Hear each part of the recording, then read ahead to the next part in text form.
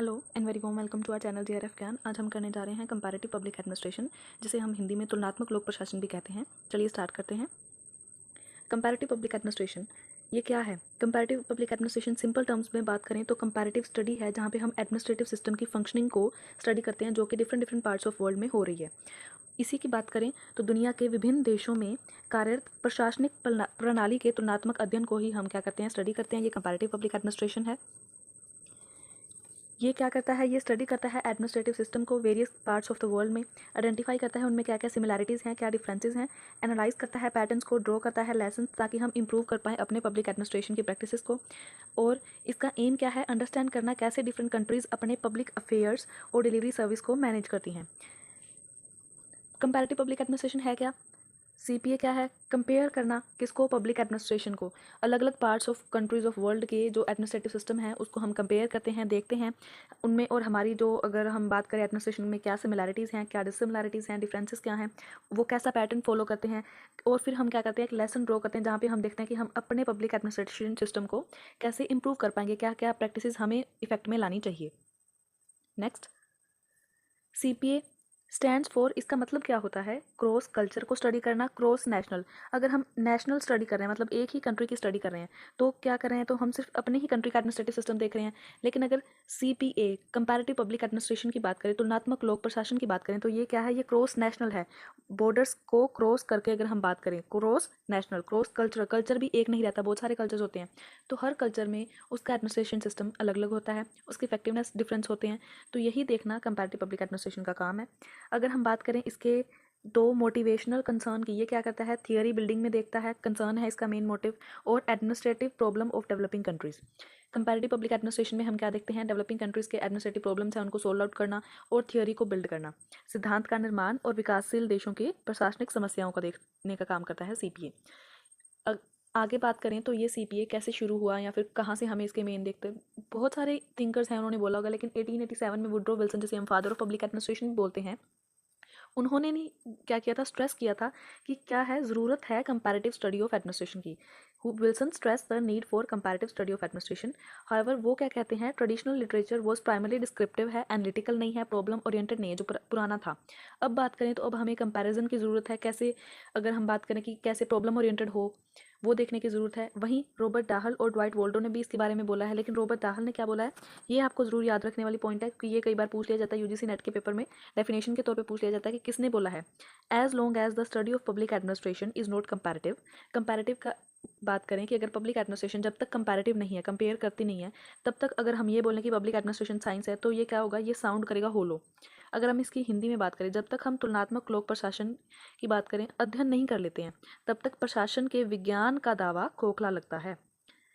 इसी के बारे में फ्रेडरिक रिक्स ने भी बोला है। फ्रेडरिक रिक्स ने क्या किया है? कंपेयर किया है, ट्रेंड्स बताए हैं पब्लिक एडमिनिस्ट्रेशन के, 3 ट्रेंड्स उसने बात की थी। नोमोथेटिक से एम्पिरिकल की ओर जाना, आइडियोग्राफिक से नॉर्मेटिव से नोमोथेटिक की ओर, और नॉन इकोलॉजी से इकोलॉजी की ओर। यही 3 पॉइंट हैं जो आपको याद रखने हैं, क्योंकि ये पूछ लिए जाते हैं। वो आपको क्या करेंगे, यूजीसी नेट का पेपर में अपोजिट दे देंगे, एम्पिरिकल से नॉर्मेटिव की ओर जाता हुआ अगर आपको दे दिया और आप यही टिक कराए, तो यहीं से आपका क्वेश्चन गलत हो जाएगा। आपको ये भी देखना है कि कौन से पॉइंट से, नॉर्म से एम्पिरिकल एक्सपेरिमेंट एक्सपीरियंस की तरफ जाना, आइडियोग्राफिक से नोमोथेटिक की तरफ जाना, नॉन इकोलॉजी से इकोलॉजी, ये हम आगे डिस्कस भी करेंगे, सो डोंट वरी। अब हम बात करते हैं, ये हम सिर्फ ये देख रहे हैं कि कौन कौन से थिंकर ने सीपीए के बारे में क्या क्या चीज़ें बोली थी, क्योंकि ये पूछ ली जाती हैं, इसी पर्सपेक्टिव से हम ये काम कर रहे हैं, तो ये आपको जरूर याद रखने वाली चीज़ें हैं। निकोलस हेनरी ने क्या बोला? इसने बताया कि जो ट्रेडिशनल और अमेरिकन पब्लिक एडमिनिस्ट्रेशन की बात करें, वो सीपीए से 2 एस्पेक्ट में डिफरेंट था, 2 पहलुओं में वो डिफरेंट है। वो कैसे? क्योंकि पब्लिक एडमिनिस्ट्रेशन क्या है? कल्चरल बाउंड है। एक कल्चर की बात करें, एक कंट्री की बात करें, पब्लिक एडमिनिस्ट्रेशन वो है। लेकिन जब हम कंपैरेटिव पब्लिक एडमिनिस्ट्रेशन की बात करते हैं, तो वो क्या है?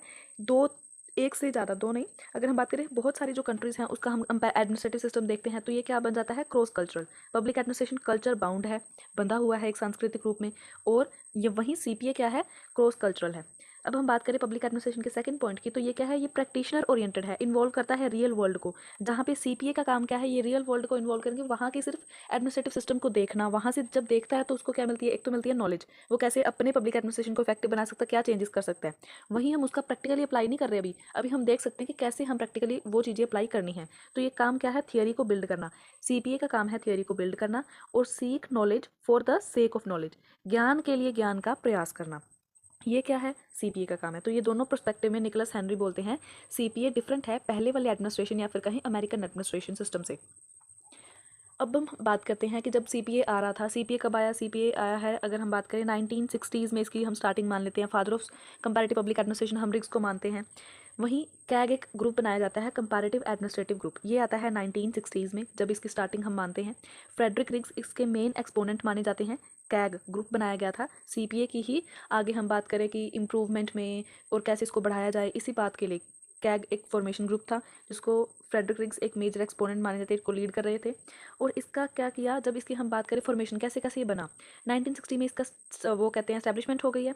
अब 62 में इसको फाइनेंशियल सपोर्ट मिलती है फोर्ड फाउंडेशन से, ये आपको याद रखने की ज़रूरत है। फोर्ड फाउंडेशन नाम याद रखोगे, क्योंकि यूजीसी नेट में अगर आपने ये पूछ लिया कि आपको क्वेश्चन मिल गया कैग एक ग्रुप था उसको किस फाउंडेशन से फंडिंग मिल रही थी, तो आपको पता होना चाहिए फोर्ड फाउंडेशन से फंडिंग मिल रही थी। और 1962 में ये फंडिंग आपको मिलती है। किसके लिए फंडिंग दी जाती थी, पैसे किस लिए मिले थे, वो रिसर्च के लिए, टीचिंग के लिए और डेवलपमेंट एडमिनिस्ट्रेशन के लिए। 3 पॉइंट के लिए उसने क्या किया था, फोर्ड फाउंडेशन ने इनमें इन्वेस्ट किया था फोर्ड फाउंडेशन ने अनुसंधान, शिक्षण और विकास प्रशासन के क्षेत्र में क्या करने, डेवलपमेंट लाने के लिए, उसने इफेक्टिव बनाने के लिए इन्वेस्ट किया। ये तो था कि उसकी स्टार्टिंग कैसे हुई कैग की। वहीं ना जब 1960s में वो स्टार्ट हो रहा है, लेकिन 1970s में ही इसका क्या हुआ, डिक्लाइन शुरू हो गया, नीचे आना शुरू हो गया, इसका गिरावट देखी गई प्रशासन की, सीपीए की। वो कैसे, क्योंकि 1971 में फोर्ड फाउंडेशन ने क्या किया, अपना जो फाइनेंशियल सपोर्ट था उसे क्या कर दिया, ख़त्म कर दिया। जो उनको वित्तीय सहायता मिलती थी कैग को, किससे, फोर्ड फाउंडेशन से, वो अब खत्म हो चुकी है। फिर 1973 की बात करें, कैग की अगर फुल फॉर्म की हम बात करें जो थी comparative administrative group. Comparative administrative group क्या था, खुद ही डिसबैंडेड हो गया और मर्ज कर दिया गया international committee of American society. American society public administration, जिसको हम क्या बोलते हैं, American society of public administration, ASPA के नाम से भी ये जाना जाता है। उसमें ये मर्ज किया गया और एक क्या बनाई गई, नया सेक्शन बनाया गया जिसे हम किसके नाम से जानने लगे, सीका। सीका के क्या फुल फॉर्म है, section on international and comparative administration. ये भी आपको पता होना चाहिए कि 1973 में खुद कैग को डिसबैंडन करके मर्ज कर दिया गया। किसमें मर्ज किया, American society for public administration. इन दोनों को मिला के एक नया सेक्शन बनाया गया जहाँ पे हम कंपैरेटिव एडमिनिस्ट्रेशन की स्टडी करते हैं या फिर कोई भी रिफॉर्म्स लेके आते थे। वो क्या था, international section on international and comparative study of administration. और 1974 में ये क्या हो रहा है, ये डिक्लाइन हो रहा है इसका, सीपीए का। अभी इसके बाद वो रिवाइवल करेगा, अभी तो इसमें गिरावट आ रही है।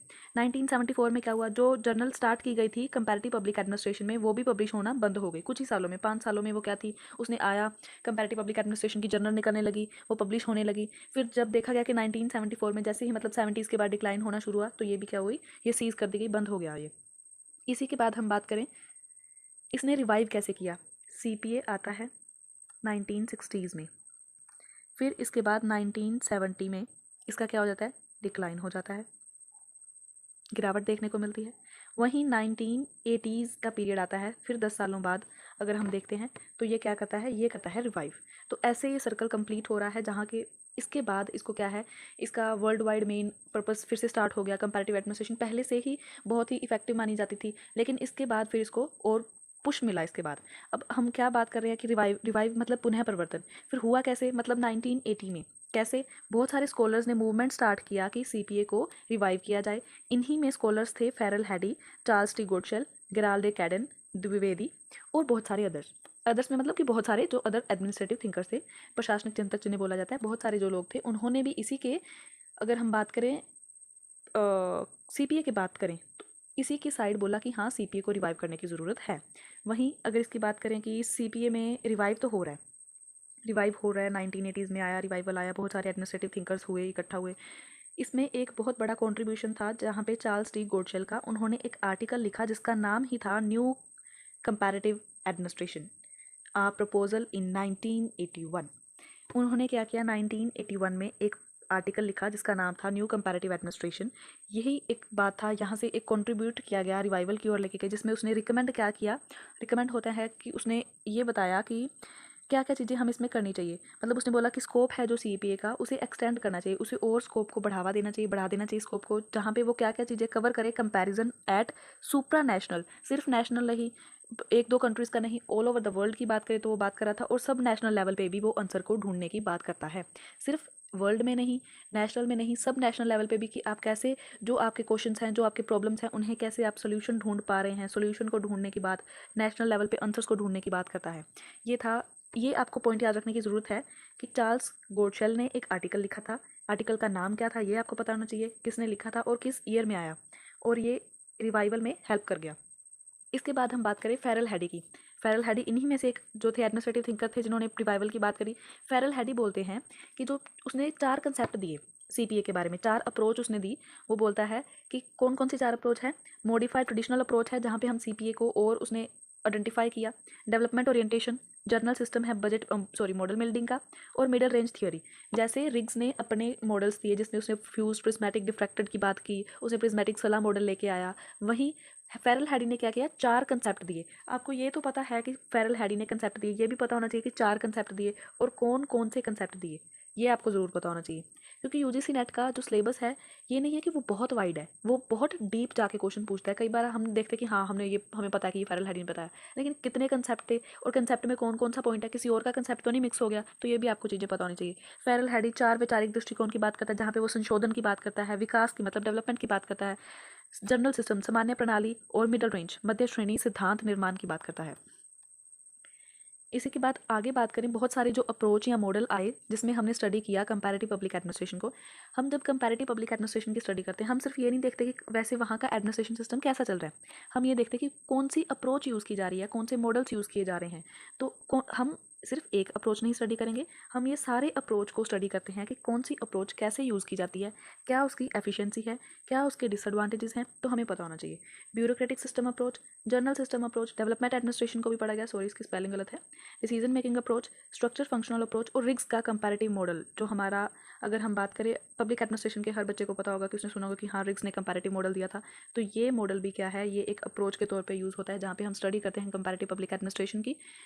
हमने आज सिर्फ ये देखा कि कौन कौन सी अप्रोच थी, हम स्टडी करते हैं, और इसी के अलावा हमने ये देखा कि कैसे सीपीए आया, सीपीए में कैग का आना। कैग एक कंपैरेटिव एडमिनिस्ट्रेटिव ग्रुप है, कैसे वो 1960s में आता है, उसके एक मेजर एक्सपोनेंट रिग्स माने जाते हैं। उसने कैसे डिक्लाइन हुआ, फिर डिक्लाइन 1970 में हुआ, उसने उससे क्या किया, रिवाइव किया 1980s में, फिर उससे बाद वो आगे बढ़ता ही चला गया। अब इसके बाद मेन मॉडल क्या था, रिग्स का कंपैरेटिव मॉडल। इसके ऊपर हम अलग से एक वीडियो बनाएंगे। ये इतना ही था और यहाँ पे हम खत्म करेंगे कंपैरेटिव मॉडल का एक आपको ओवरव्यू दे देते हैं। नेक्स्ट वीडियो में हम प्रॉपर रिग्स ने कौन कौन सा मॉडल दिया, उसके क्या फीचर्स थे, वो आगे लेके आएंगे। रिग्स की बुक थी एडमिनिस्ट्रेशन इन डेवलपिंग कंट्रीज, ये theory of prismatic society 1964।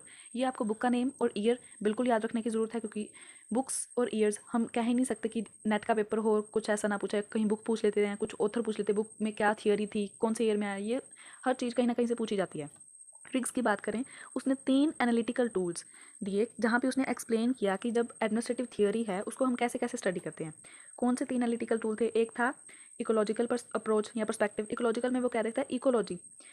Ecology मतलब इन्वायरमेंट और एडमिनिस्ट्रेटिव सिस्टम क्या है, इंटरेक्ट करते हैं एक दूसरे से, इंटरेक्शन क्या है, क्या डायनामिक्स है, बहुत सारे फैक्टर्स इफेक्ट करते हैं। उसमें इसने इकोलॉजिकल अप्रोच में बताया कि एडमिनिस्ट्रेटिव सिस्टम है और इन्वायरमेंट है वो एक दूसरे का पार्ट है, कैसे स्ट्रक्चर फंक्शनल अप्रोच आता है वो इसने नेक्स्ट पॉइंट में बताया।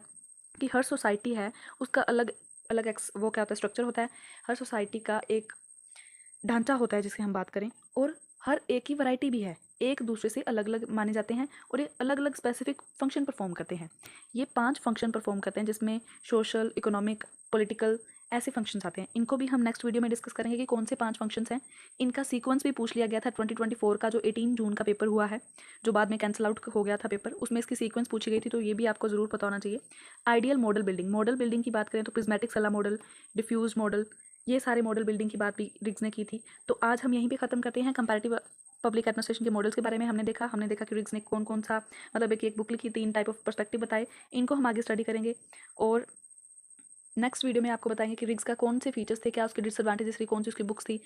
इसी वीडियो को आगे देखने के लिए आप हमारे चैनल को सब्सक्राइब करें और वीडियो पसंद आई तो लाइक करें, शेयर करें, हमारे साथ ऐसे ही बने रहें। Thank you.